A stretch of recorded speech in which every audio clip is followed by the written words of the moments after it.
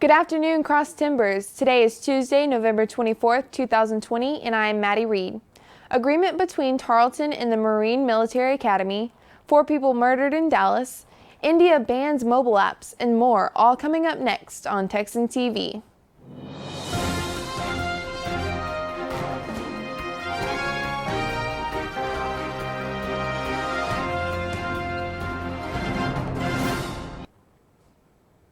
In campus news, a recent agreement between Tarleton State University and the Marine Military Academy will now allow the top 25% of the Academy's graduates to have automatic acceptance into Tarleton State, as well as multiple scholarship opportunities to help them attend the university. The Marine Military Academy is the only private school in the world that is based on the United States Marine Corps' traditions and values and has been open since 1965. This agreement will go into effect during the spring 2021 semester and even waives the ACT and SAT test score requirement for those that qualify. For local news, we turn to Cody Vanoy. Every year since the 5th grade, Matthew Conley has given Christmas cards to every school employee in his hometown of Cleburne. Now 24 years old, Conley is still continuing the tradition, even though he graduated 6 years ago. And he has even expanded his operation. This year, he mailed more than 2,300 Christmas cards, one for every school district in Texas. Because of him, there won't be a single teacher in Texas who won't feel appreciated this holiday season. Cody Vanoy, Texan News. And now, today's Texas, national, and international news from the Associated Press. After a man was found dead in a burning home near the northern side of Dallas and Salina, 31-year-old Jeremy Harris was arrested on murder warrants last Wednesday as a suspect.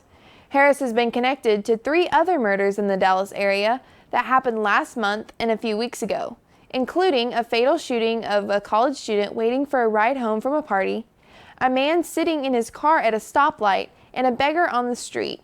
According to jail records, Harris has a $3 million bond and does not have an attorney listed on his behalf. Deputy Police Chief Ruben Ramirez said, "I believe this is the definition of a serial killer."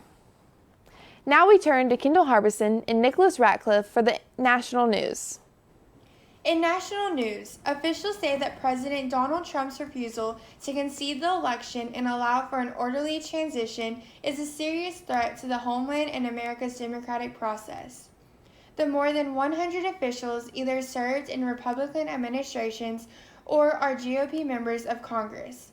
Trump continues to refrain from conceding and has worked to overturn President-elect Joe Biden's victory. In a signed letter released Monday, Republican leaders were urged to publicly demand that Trump cease his anti-democratic assault on the integrity of the presidential election. Among those who signed the letter were former FBI and CIA Director William Webster and former CIA Director Michael Hayden. The United States government has approved to start releasing an experimental antibody drug that can be used to treat patients suffering from COVID-19. This treatment was the same treatment that was used on President Donald Trump last month during his battle with the coronavirus. The United States government will begin to hand out 30,000 doses of the experimental drug this Tuesday, November the 24th, after the Food and Drug Administration approved for its emergency use over the weekend. This medication has been approved to be used on patients suffering from mild to moderate COVID-19 symptoms, but cannot be used to treat people dealing with a more severe COVID-19 case. Back to you, Maddie. This is AP News Minute. President-elect. Thanks, Kendall and Nick. Now for international news. India has banned 43 mobile apps, including many from China. India's Information Technology Ministry has come out and said that the apps threaten the sovereignty and integrity of India. The country has also said that they have received reports that Chinese-owned apps were stealing and surreptitiously transmitting users' data. The two countries have been in a bitter border dispute for several months now.